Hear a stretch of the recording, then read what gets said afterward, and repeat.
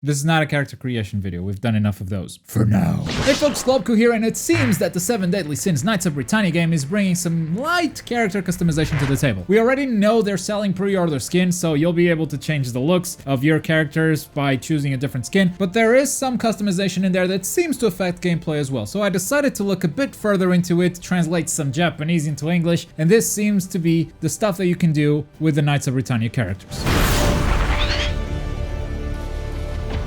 Alright, so let's start with the customization that we see in adventure mode, because there is also customization for duel mode, which is their versus mode, where you choose 2 different characters and pitch them against each other. But if you understand the customization in adventure mode, which is this game's story mode, then understanding the duel mode will be a lot easier. So this game has a bit of a crafting system, and I know a lot of you just tuned out of this game. It seems that you collect some parts and some crystals to craft some buffs that you equip on your characters. Now, some of these buffs will be character specific, others can just be equipped on anyone. And there also seem to be different types of customization, so let's start with the first talent tree that the trailer shows us. In this first talent tree, the trailer shows us 3 different buffs. The first one is the 4-leaf decoration, which raises Hawk's physical strength by 10%. To get this, you need to find small filling leftovers, which can be found in the eastern part of Kingdom of Leonis and the city of Britannia. And to unlock it, you need 1000 magical power, and this player playing the game right now has around 23,000. That's basically the complete translation for one of these buffs. Magical power, it sounds a lot like the XP, pretty much, or it might be the crystals that are dropped. We see some crystals dropping through the trailer. Either whenever you hit an opponent or whenever a piece of scenery is destroyed, there are some shinies dropping on the ground. Or maybe those crystals are actually the parts that you need to craft, like the small filling leftovers. I don't know, that much isn't clear yet, but what is very clear is that this is a buff to Hawk's raw strength. Let's look at another skill from this talent tree to give you guys sort of an idea of what else is there. The second talent they show is called Resistance Earrings. It gives 5% damage reduction in shot damage. Don't ask me what shot damage is. To get this, you need shield debris, and you can also find it in the specified locations. And the third talent they show is a buff to Meliodas. It's called Dragon's Decoration, and it raises his strength, specifically his strength, by 10%. So this whole talent tree seems to be exclusive to adventure mode or story mode, because it's honestly fairly linear. It's not like we're giving up on something to get something else. Ideally, if you have the resources, you just want to get it all. So the question will always be, what do you put your resources into first? What do you choose to focus in the early game when resources are very limited? But you know, it's a pretty straightforward talent tree. I think you guys have played RPGs. This looks very big and scary, but it is really just a talent tree. Now, what's more interesting is what comes after the talent tree, because we get this other screen with Diane. Diane has 4 empty slots to equip some buffs,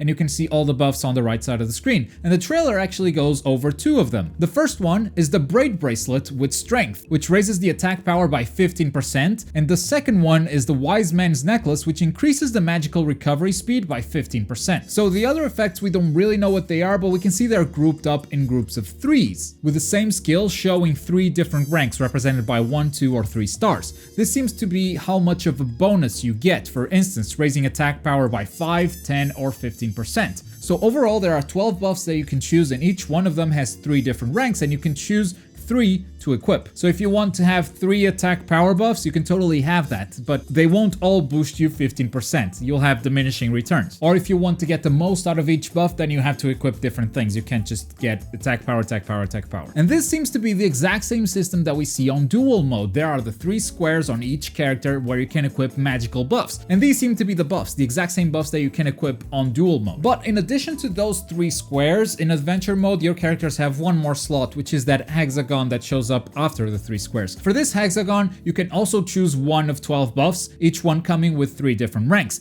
The one they equip in the trailer is called Sticky Belt, which increases your defense power by 50% when your health is low. However, in the duels menu, we don't see this hexagon, so it doesn't look like these buffs will be able to be used in duel mode. They seem to be adventure mode exclusive. In addition to that, I understand why the square buffs would have 3 different ranks, because if you want to equip 3 of the same type, there's diminishing returns. But for the hexagon, I don't understand why each buff has 3 different ranks. I mean, why would you ever choose a lower rank? So maybe there's something here that we fully don't understand yet. Maybe it's just something that you unlock. The higher level your character is, the higher rank you can equip, something like that. Maybe it's something simple like I just mentioned, or maybe it's something that we aren't even thinking of right now. But that's pretty much it. I know it doesn't sound super impressive. When people click character customization videos, they expect to see, oh, I can customize everything that I want on this character. It is what it is. When I saw there was character customization in this game, I wanted to dig deep and find out exactly what we can do in this game, but it's a bit limited, I guess, especially since everyone seems to get the same buffs, but since every character has different movesets, there might be some interesting builds that pop up. Anyway, these are just the results of my research, and it's not always something super impressive or revolutionary. Sometimes it just is what it is. I honestly don't know why I expected more. The system actually, it sounds fine. It's not too bad. It's a good question. Why did I expect more? Am I alone in this? Did you guys also come into this video with higher expectations? Or is this actually fine the way it is and my expectations were just a little bit ridiculous? Let me know what you think in the comments down below. And if you haven't checked out the complete roster, the 25 character roster that will be in this game, check out the video right here. If you're in the mood for something else, check out this video right here. But as always, thank you very much for watching. My name is Globku and I'll see you guys next time. Bye.